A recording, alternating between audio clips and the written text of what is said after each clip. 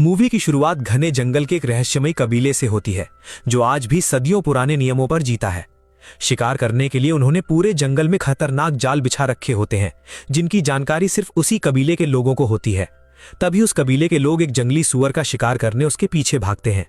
जंगली सुअर भागते भागते अचानक एक छिपी हुई रस्सी से टकरा जाता है और अगले ही पल सामने से तेज नुकीली लकड़ियों वाला भारी तना बिजली की रफ्तार से आता है। सुअर वहीं ढेर हो जाता है। शिकार सफल होते ही पूरा कबीला खुशी से झूमता है। सब आग के आसपास बैठकर मजाक मस्ती करते हुए शिकार को बांटना शुरू करते हैं। तभी उनकी नजर एक ऐसे आदमी पर जाती है जिसकी अब तक कोई संतान नहीं हुई होती। कबीले वाले उसका मजाक उड़ाते हुए उसे सुअर का एक अजीब हिस्सा खाने को देते हैं और दावा करते हैं कि इससे बच्चे जरूर होते हैं। बेचारा पहले तो यकीन नहीं करता, लेकिन तभी एक युवक हंसते हुए कहता है, मेरे पिता ने यही खाया था, तभी तो हमारे घर में बच्चों की लाइन लग गई।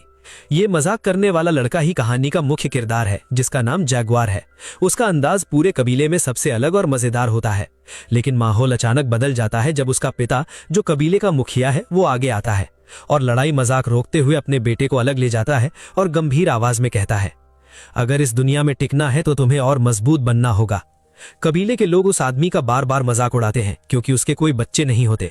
परेशान होकर वो सरदार से मदद मांगता है। सरदार रहस्यमयी अंदाज में कुछ पत्ते निकालता है और कहता है, ये बहुत असरदार चीज है, लेकिन संभल कर इस्तेमाल करना। बेचारा उम्मीद से भर जाता है। उसी दौरान जैगुआर को झाड़ियों में हलचल महसूस होती है। कुछ अजनबी आदिवासी बाहर आते हैं और रास्ता मांगने के बदले बड़ी मछलियां भेंट करते हैं। उनके पीछे कई घायल लोग भी होते हैं। पूछने पर पता चलता है कि उनका कबीला बर्बाद हो चुका है और अब वे नई जगह की तलाश में है। जैगुआर उनकी बात सुनकर बेचैन हो जाता है। उसे लगता है कि जंगल में कोई बड़ा खतरा मंडरा रहा है, लेकिन उसका पिता उसे रोकते हुए कहता है, डर इंसान को अंदर से कमजोर कर देता है और मैं नहीं चाहता कि ये डर हमारे लोगों तक पहुंचे। शाम होते ही पूरा कबीला फिर हंसी मजाक में डूब जाता है। तभी वही आदमी अपनी पत्नी के साथ सरदार वाली दवा आजमाने जाता है, लेकिन अगले ही पल दोनों जोर जोर से चिल्लाते हुए बाहर भागते हैं। असल में वो कोई जादुई दवा नहीं बल्कि तीखी मिर्च निकली थी। पूरा कबीला ठहाके मारकर हंसने लगता है। इसके बाद कहानी हमें जैगुआर के घर ले जाती है जहां उसकी गर्भवती पत्नी और छोटा बेटा उसका इंतजार कर रहे होते हैं। उन्हें देखकर साफ पता चलता है कि उसके लिए परिवार ही सबसे बड़ी ताकत है। उसके बाद रात होते ही पूरा कबीला जश्न में डूब जाता है। हर तरफ नाच गाना और हंसी गूंज रही होती है, लेकिन जैगुआर का मन कहीं और अटका होता है। सुबह जिन उजड़े हुए लोगों को उसने देखा था, उनका डर अब भी उसके दिमाग में घूम रहा होता है। उसकी पत्नी उससे वजह पूछती है, मगर वो चुपचाप उसका हाथ पकड़कर लेट जाता है। आधी रात अचानक कुत्तों के भौंकने की आवाज से उसकी आंख खुल जाती है। बाहर अजीब सी हलचल हो रही होती है। वो जैसे ही झोपड़ी से झांकता है, उसे दूर जलती मशालें दिखाई देती हैं और समझ जाता है कि खतरा उनके गांव तक पहुंच चुका है। कुछ ही सेकंड में खूंखार हमलावर पूरे कबीले पर टूट पड़ते हैं। जैगुआर तुरंत अपनी गर्भवती पत्नी और बेटे को लेकर भागता है। वो उन्हें पुराने सूखे कुएं तक ले जाता है और रस्सी के सहारे नीचे उतारने लगता है। तभी एक दुश्मन उसे देख लेता है और हमला कर देता है। जैगुआर किसी तरह उसे रोक देता है, लेकिन जल्दबाजी में उसकी पत्नी और बेटा नीचे गिर पड़ते हैं। मरने से पहले हमलावर कुएं के अंदर छिपे परिवार को देख लेता है, मगर जैगुआर उसे वहीं खत्म कर देता है। फिर वो नीचे खड़ी अपनी पत्नी से कहता है, मैं वापस जरूर आऊंगा। इतना कहकर वो अपने लोगों को बचाने के लिए वापस युद्ध के बीच दौड़ पड़ता है, जहां आधा कबीला पहले ही पकड़ा जा चुका होता है। हमलावरों के बीच एक बेहद खतरनाक आदिवासी होता है, मिडिल आई। उसकी नजर सिर्फ जैगुआर पर होती है। वो गुस्से में उस पर हमला करता है, लेकिन जैगुआर आखिरी पल में उसका वार रोक देता है।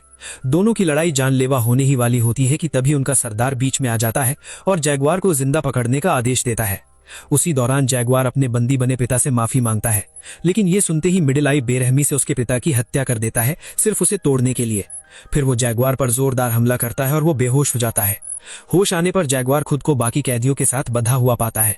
उसकी नजर बार बार उस सूखे कुएं की तरफ जाती है जहां उसकी गर्भवती पत्नी और बेटा छिपे होते हैं। सरदार का बेटा उसकी बेचैनी समझ जाता है और कुएं तक पहुंच जाता है। वो अंदर झांकता है, लेकिन जैगुआर का परिवार चट्टानों के पीछे छिप जाता है। शक होने पर वो रस्सी काट देता है, जिससे अब उनका बाहर निकलना लगभग नामुमकिन हो जाता है। इसके बाद सभी कैदियों को लेकर हमलावर लंबी यात्रा पर निकल पड़ते हैं।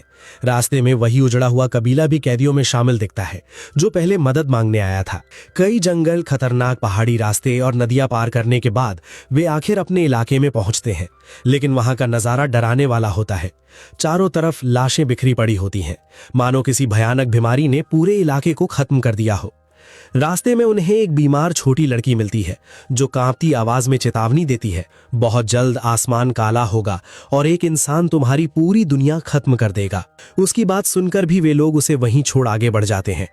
कुछ समय बाद वे एक विशाल बस्ती में पहुंचते हैं जहां सैकड़ों कमजोर मजदूर गुलामों की तरह काम कर रहे होते हैं। तभी साफ हो जाता है कि इन कैदियों को पकड़ने का असली मकसद इंसानों की खरीद फरोख्त था।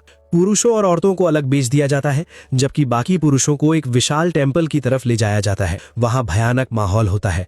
ऊंचे टेम्पल पर इंसानों की बलि दी जा रही होती है। अब जैगुआर की बारी आने ही वाली होती है कि अचानक दिन में अंधेरा छा जाता है। सूर्य ग्रहण देखकर पूरा शहर डर से कांप उठता है और बलि रोक दी जाती है।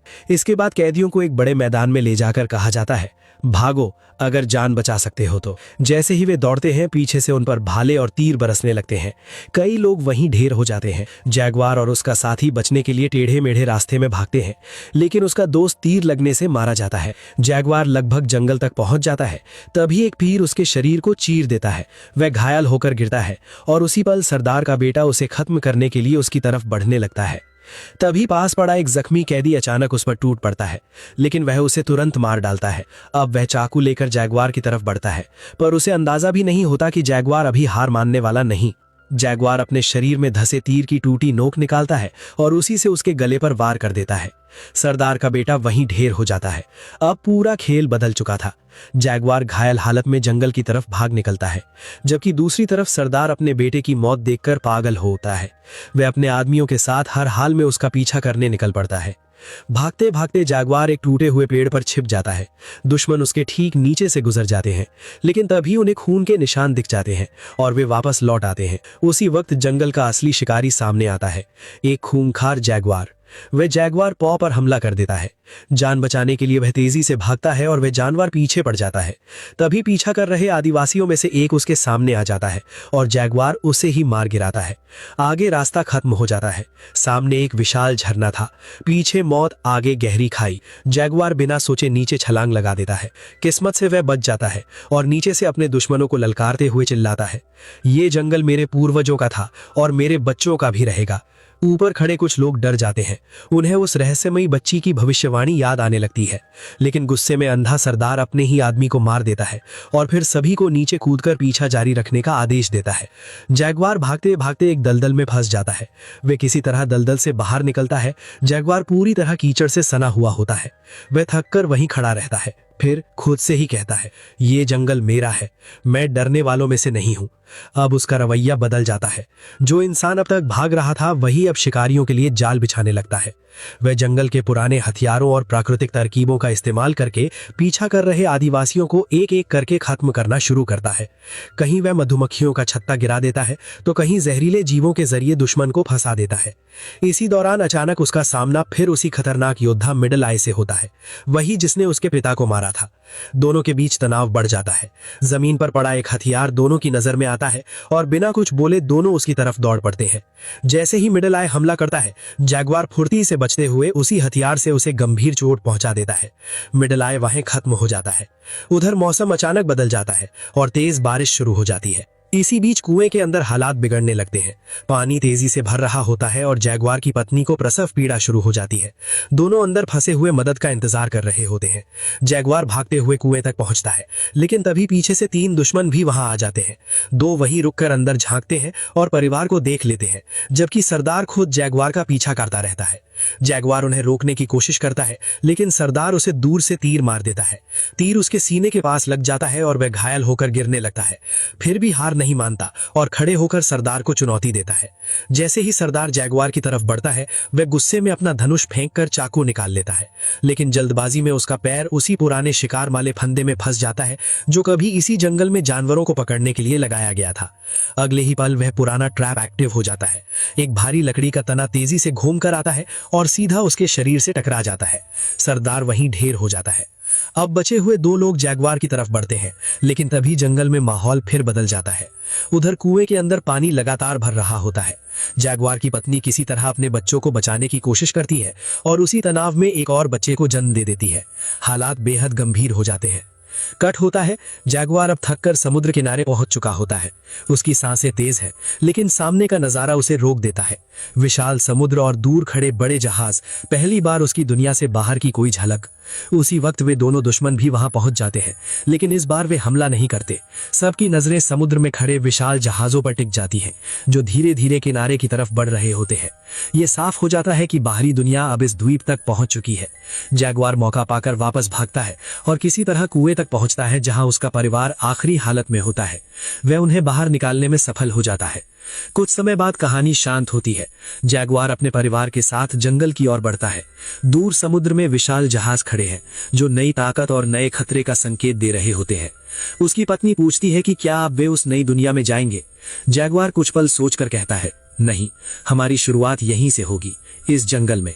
और इसी फैसले के साथ वे सब जंगल की ओर चले जाते हैं, जबकि पीछे समुद्र पर अजनबी जहाजों की परछाइयां फैलती रहती है और कहानी यहीं खत्म होती है।